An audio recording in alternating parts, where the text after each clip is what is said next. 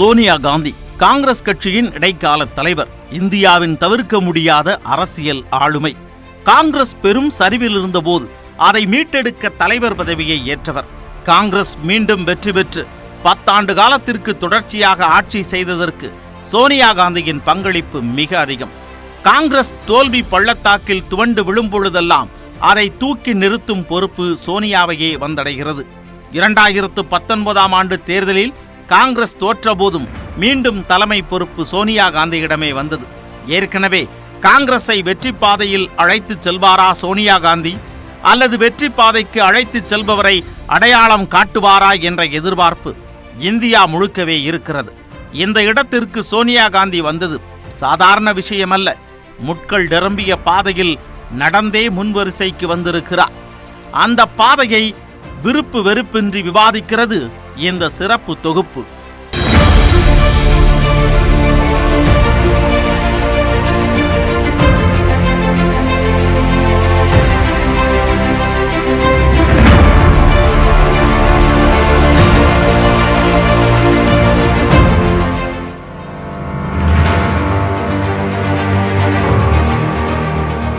India கலாச்சாரம், பண்பாடு, நாகரிகத்திற்கு புகழ்பெற்ற நாடு.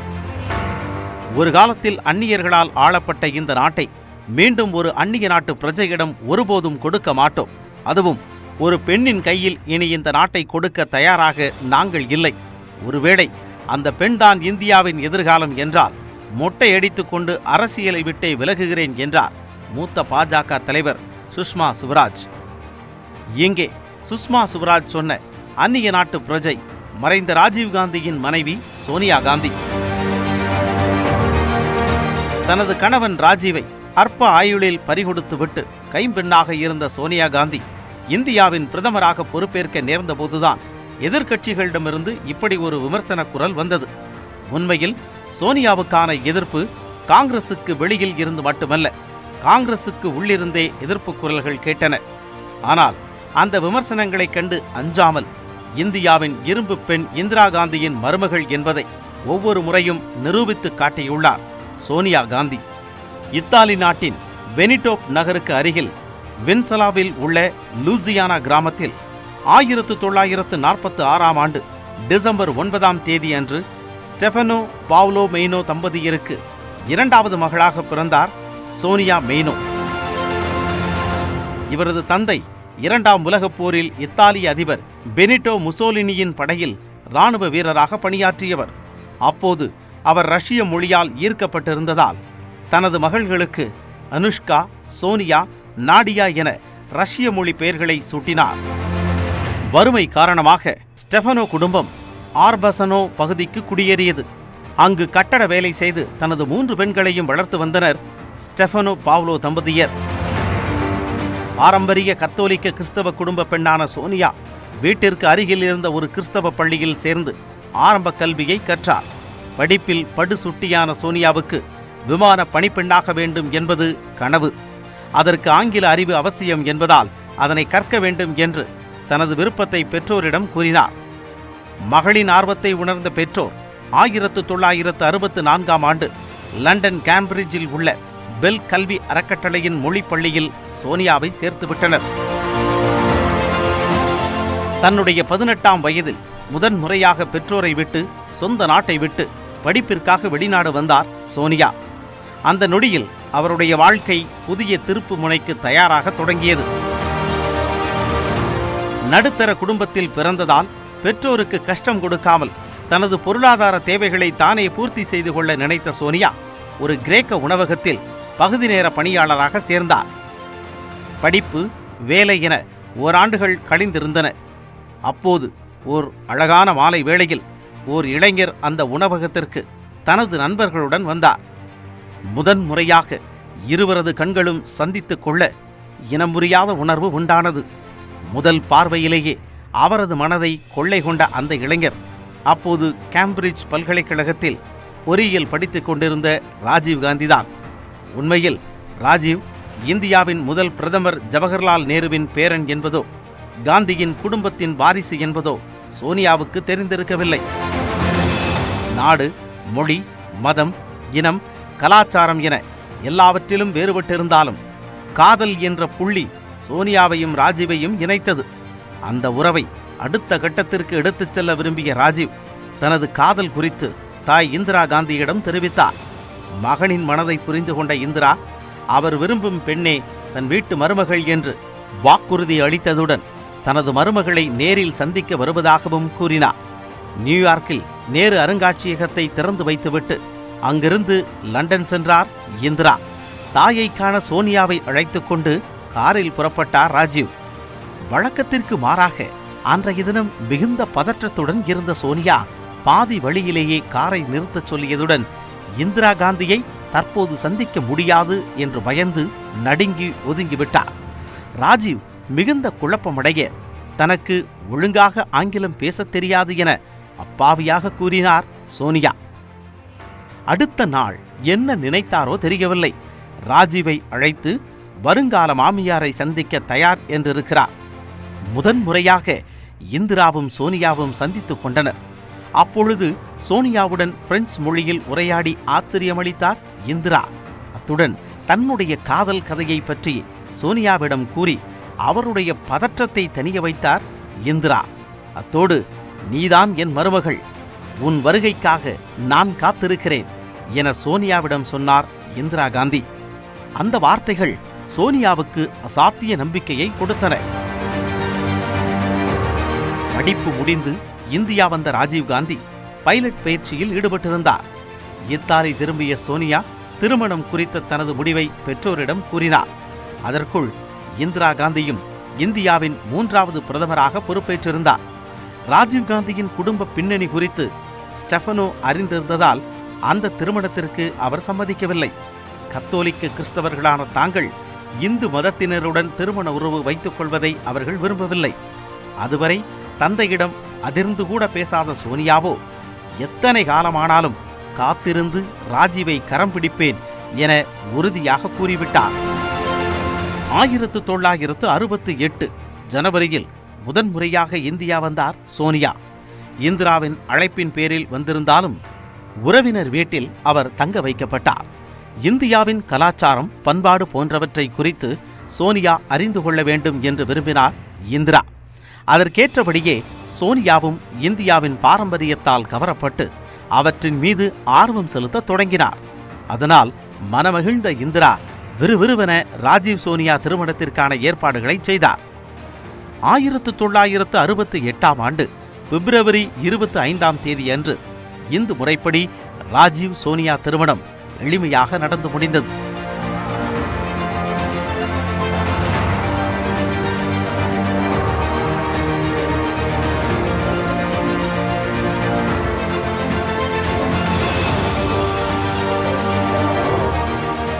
அந்த நொடியில் சோனியா மெய்னோ என்ற இத்தாலிய பெண் இந்தியாவின் மருமகள் சோனியா காந்தியாக மாறினார். இந்திரா காந்தியின் இல்லத்திலேயே ராஜீவும் சோனியாவும் குடியேறினர். தனது மருமகள் இந்தி கற்க வேண்டும் என்பதில் உறுதியாக இருந்தார் இந்திரா காந்தி. அதற்கான அவசியத்தை புரிந்து கொண்ட சோனியாவும் விரைவிலேயே சரளமாக இந்தியில் பேசவும் பிழையில்லாமல் எழுதவும் கற்றுக்கொண்டார். ராஜீவ் காந்தி சோனியா காந்தி தம்பதிகளுக்கு மகனாக 1970 ராகுல் என்ற மகனும் 2 ஆண்டுகள் கழித்து பிரியங்கா என்ற மகளும் பிறந்தனர். சமையல், வீட்டு நிர்வாகம் என அனைத்தையும் கவனித்துக் கொண்டு நல்ல மனைவியாகவும் 2 பிள்ளைகளுக்கு தாயாகவும் மாறி நல்ல குடும்ப தலைவியாக ஒரு முழுமையான இந்திய பெண்ணாகவே மாறியிருந்தார் சோனியா. அத்துடன் இந்திராவின் நம்பிக்கைக்கு பாத்திரமான மருமகளாகவும் சோனியா இருந்தார். அவர்கள் இருவருக்குமான உறவு இந்திராவை சோனியா மம்மி என அழைக்கும் அளவிற்கு நெருக்கமாக இருந்தது. ராஜீவும் சரி, சோனியாவும் சரி, அரசியல் நிழல் தங்கள் மீது படாமல் மகிழ்ச்சியாக வாழ்ந்து வந்தனர். அதே சமயம் இந்திராவின் 2வது மகன் சஞ்சய் காந்தி இந்திராவின் அரசியல் வாரிசாக உருவாகிக் கொண்டிருந்தார். 1974 சஞ்சய் காந்தி மேனகாவின் திருமணம் நடைபெற்றது. துடிப்பான பெண்ணான மேனகா காந்தி பத்திரிகையாளர், விளம்பரப்பட நடிகை என பன்முகத்தன்மை கொண்டவர். அரசியலில் ஈடுபட வேண்டும் என்ற விருப்பமும் அவருக்கு இருந்தது. இந்திராவிற்கு பிறகு எப்படியும் தன் கணவர்தான் காங்கிரசின் தலைவராகவும் இந்தியாவின் பிரதமராகவும் ஆவார் என்ற கனவும் அவருக்கு இருந்தது. அதற்கு ஏற்றாற் போலவே இந்திரா காந்தியின் வலது கையாக மாறியிருந்தார் சஞ்சய் காந்தி. அன்பான கணவர், அழகான குடும்பம் என சோனியாவின் நாட்கள் மகிழ்ச்சியாக கழிந்து கொண்டிருந்தன. அப்பொழுதுதான் 1977ஆம் ஆண்டு எமர்ஜென்சி என்ற அணுகுண்டு இந்தியாவை தாக்கியது. அதன் பின்னணியில் இருந்ததாக கூறப்படும் சஞ்சய் காந்தி 1980ஆம் ஆண்டு விமான விபத்தில் சந்தேகத்திற்கிடமான முறையில் உயிரிழந்தார். திருமணமாகி 5 ஆண்டுகளிலேயே கணவனை இழந்தார் மேனகா காந்தி. தனது அரசியல் வாரிசை பறிகொடுத்தார் இந்திரா காந்தி.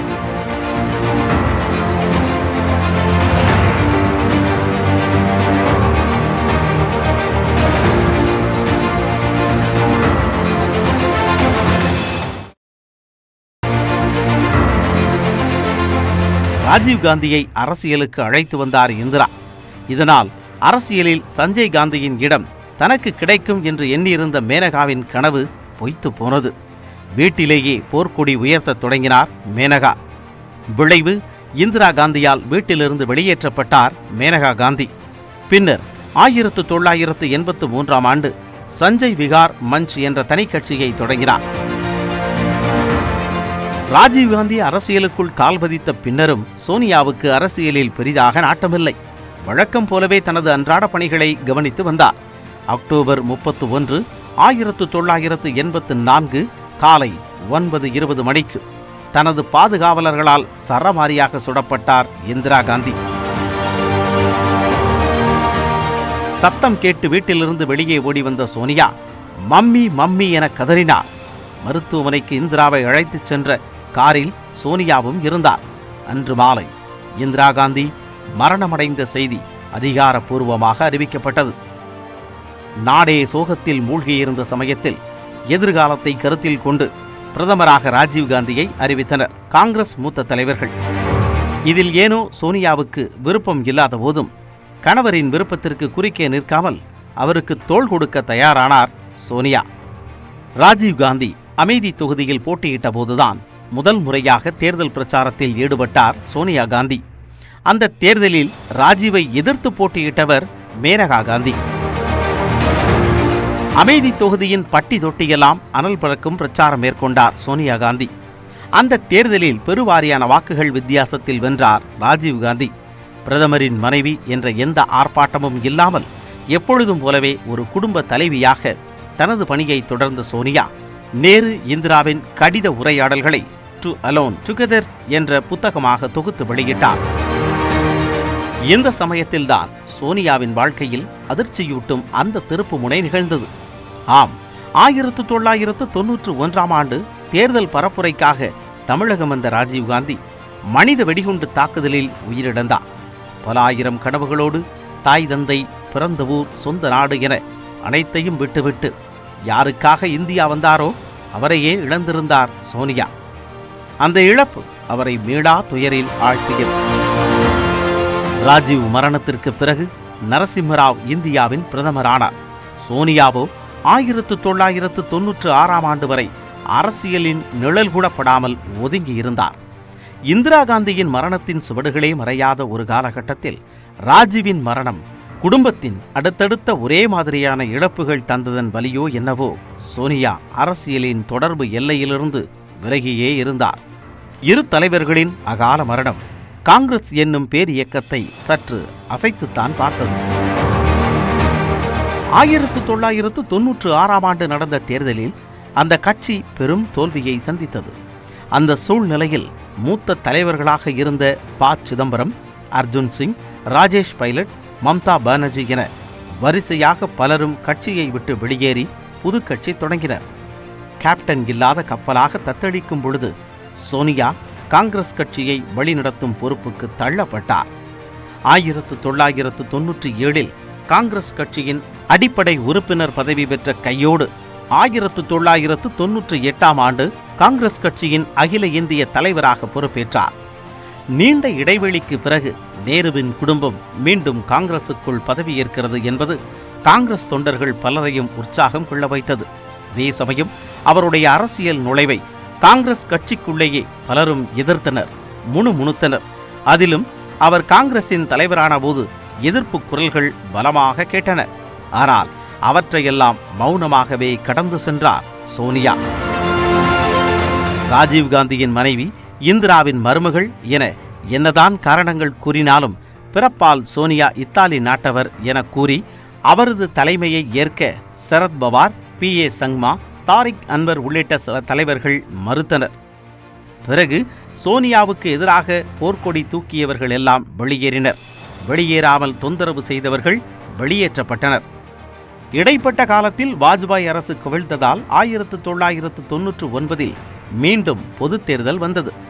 இந்திய குடிமகனான ராஜீவ்காந்தியை மணந்து இல்லற வாழ்க்கை நடத்தி வந்த சோனியா அரசியல் என்னும் பொது வாழ்க்கையில் தன்னை முழுமையாக ஈடுபடுத்திக் கொண்டார். 1999 தேர்தலில் தனது கணவரின் தொகுதியான அமேதியில் போட்டியிட்ட அவர் கர்நாடகாவின் பெல்லாரியிலும் போட்டியிட முடிவு செய்தார். எப்படியும் சோனியாவை வீழ்த்தியே ஆக வேண்டும் என்று சூளுரைத்த பாஜக சோனியாவுக்கு எதிராக சுஷ்மா சுவராஜை களமிறக்கியது. 140 தொகுதிகளில் அனல் பறக்கும் பரப்புரையை மேற்கொண்டார் சோனியா. சிதறுண்ட காங்கிரஸ் மீண்டும் ஒன்று சேரும் என்ற நம்பிக்கை பிறந்தது. போட்டியிட்ட 2 தொகுதிகளிலும் சோனியா வென்ற போதும் அந்த தேர்தலில் பாஜகவே ஆட்சியை பிடித்தது. இதனால் எதிர்க்கட்சி தலைவராக நாடாளுமன்றத்தில் கால் பதித்தார் சோனியா.